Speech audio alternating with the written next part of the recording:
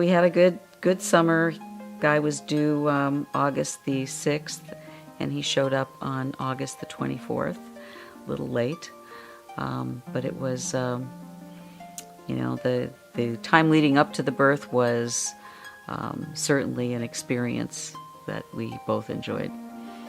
Guy had a stroke at birth, and we really weren't aware of what the problem was until he was about 3 months old.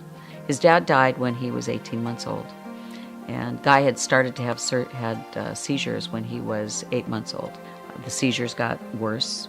They got to the point where by the time he was 5 years old, he was having 40 seizures a day that I could see, and he was showing over 100 of them on the EEG. Now, Guy didn't walk until he was 2.5 years old, but he also was very, very thin, and people were afraid. My family was afraid to pick him up.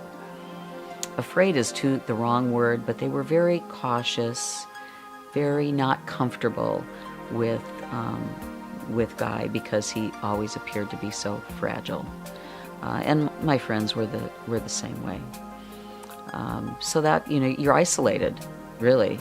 But in terms of a social life, a normal, regular social life, where you hang out with the kids from school, that was not something that he did, really. He didn't even have his own circle of friends until he was probably in middle school. As you watch, the cousins or your friends' children meet the different milestones, and yours is not, it starts the pain of it all over again. He was able to go to the transition program that was based on the campus of Cal State Long Beach. So he was in a college environment, even though they had their own classroom, but they were on a campus, so it was very good for all the kids. That program is still there today.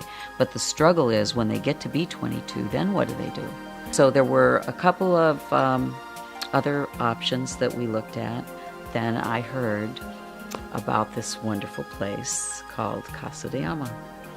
The idea that he could have his own apartment, so he could have that sense of independence, and that he could continue to grow, because he would have to be responsible for himself in many ways, but that there would be the appropriate level of supervision and guidance to make sure that he didn't get into any kind of trouble. Casa de Ama gave him his freedom and his independence, and it gave me mine.